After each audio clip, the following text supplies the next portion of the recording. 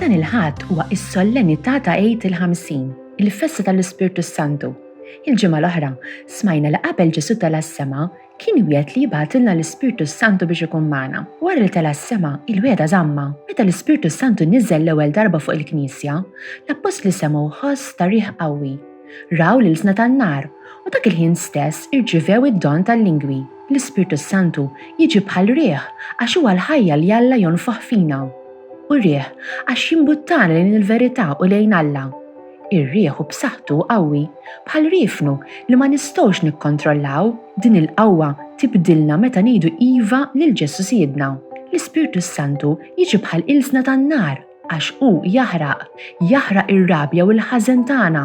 In-nar jagħtina d-dawl biex jurina triq. Meta l-Ispirtu Santu jgħix fina, idawwal lil moħħna u qalbna biex narfu lil Alla. L-Ispirtu Santu jiġi bħala lingwa għax il-lingwa tfisser komunikazzjoni. Nistgħu nużaw il-kliem biex naqsmu idejat, sentimenti u pjanijiet ma' persuni oħra. L-Ispirtu Santu u l-komunikazzjoni bejn il-Missieru li ben u espressjoni tal-iktar imħabba vera u kbira li teżisti. Kollha rridu din l-imħabba u l-koll ngħixu f'din l-imħabba aħna u naqsmuha mal-oħrajn.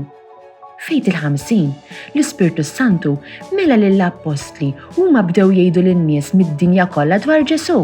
Il-bniedem Alla li ġie msallab u qam mill-mewt.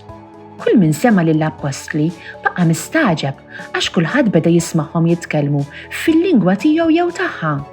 L-Apostli jagħmlu x-xogħol li tahom Ġesu meta qal kif il-Missier bagħat lili hekk jien nibgħat lilkom. Meta nagħżlu lill-Ispirtu Santu fil-quddiesa u fis-sagramenti u fil-ħajja tagħna ta' kuljum u jenna nsiru aktar bħal Ġesu, nitalmu nitkellmu bħal Ġesu, inġibu ruħna bħalu u nħobbu bħalu, lubna jimtlew bil-ħajja u l-imħabba divina.